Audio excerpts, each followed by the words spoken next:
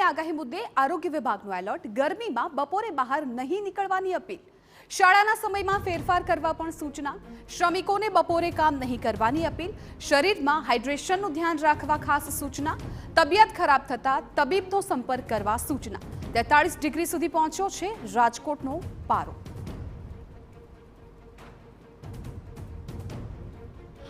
રાજકોટ સહિત સૌરાષ્ટ્રભરમાં અત્યારે orange alert જાહેર કરવામાં આવ્યું છે।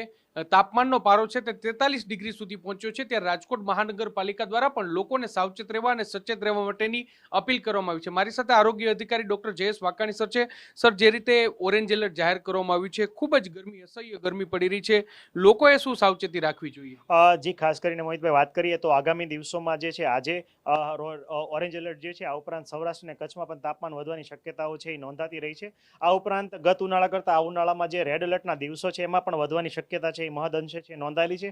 અન્વયે રાજકોટ મહાનગરપાલિકાની આરોગ્ય શાખા દ્વારા તમામ આરોગ્ય કેન્દ્ર, હેલ્થ એન્ડ વેલનેસ સેન્ટર અને દીનદયાલ ઔષધાલય ખાતે આપણે ORS કોર્નર પણ ક્રિએટ કર્યા છે। આ ઉપરાંત દરેક મેડિકલ ઓફિસરને ખાસ કરીને ઇમરજન્સી તમામ કેસો છે નોટિફિકેશન થાય અને ખાસ કરીને તમામને જે જરૂરી સારવાર મળી રહે એ બાબતે માર્ગદર્શન આપવામાં આવ્યું છે। આ ઉપરાંત પીડી હોસ્પિટલ ખાતે સંકલન કરીને ત્યાં અમને 20 જેટલા ઇમરજન્સીમાં જે હીટ રિલેટેડ ઇલનેસ માટેના સ્પેશિયલ બેડ પણ ઊભા કરવામાં આવ્યા છે, જે રાજ્ય સરકારની સૂચના હતી એનો।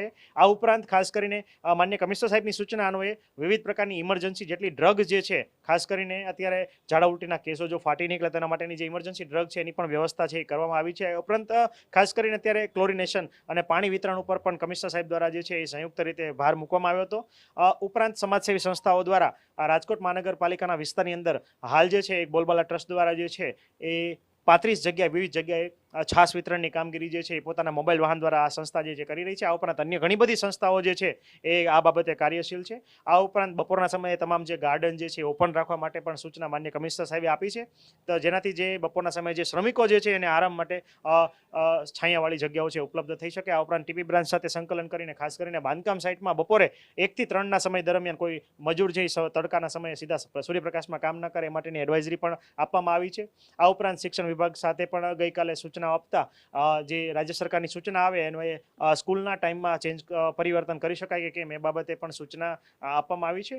આમ જોવા જઈએ તો તમામ વિવિધ પ્રકારના ડિપાર્ટમેન્ટો સાથે આ બાબતે ખાસ કરીને હીટ રિલેટેડ ઇલનેસ જે છે એમાં કોઈ ઇમરજન્સી નોંધાય એના માટેના સતત પ્રયત્નો જે છે એ કરવામાં આવી રહ્યા છે। આ ઉપરાંત અમારી જે LED સ્ક્રીન છે, ખાસ કરીને લોકોએ શું કરવું અને શું ના કરવું એ બાબતે પણ માહિતગાર કરવા માટે આપણે LED સ્ક્રીન ઉપર પ્રસિદ્ધિ કરવામાં આવી છે। દરેક સ્કૂલ ઉપર ડૂઝ અને ડોન્ટ્સના જે સ્ટીકર જે છે ગરમીના દિવસોમાં શું કરવું એ પણ પ્રસિદ્ધ કરવામાં આવે છે। આપણા અમારી RBSKની ટીમ દ્વારા જે શાળાઓમાં જે ખાસ કરીને નાના ભૂલકાઓને છાત્રો કે વિદ્યાર્થીઓ જે અભ્યાસ કરી રહ્યા છે એમના દ્વારા માધ્યમનો આજે આપણો સંદેશો છે જે લોકો સુધી, ઘર સુધી પહોંચે એના માટે પણ આપણે RBSK ટીમ દ્વારા જે છે એ તમામ સ્કૂલોમાં આપણે સેન્સિટાઇઝેશનની કાર્યવાહી છે આગામી દિવસોમાં કરવામાં આવશે।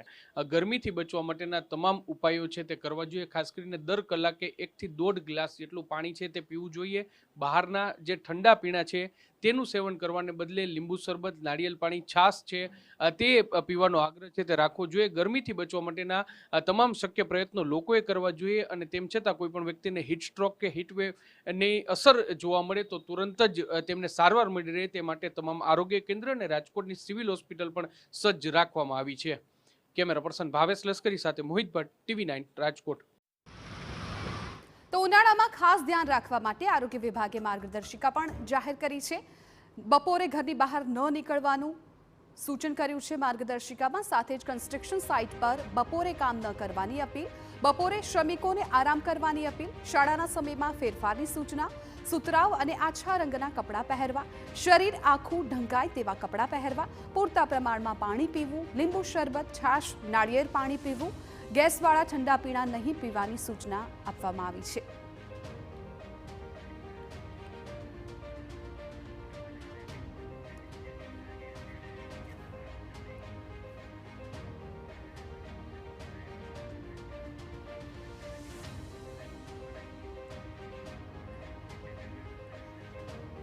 તો ઉનાળામાં લૂ પણ લાગતી હોય છે, જેના લક્ષણો પણ આપને જણાવીએ કે જ્યાં ગરમીથી માથું દુખી શકે છે, અશક્તિ અને ચક્કર આવી શકે છે। લૂ લાગતા ઉલટી પણ થઈ શકે છે। ડિહાઇડ્રેશનથી તબિયત લથડી શકે છે। તબિયત બગડતા તબીબનો સંપર્ક કરવો।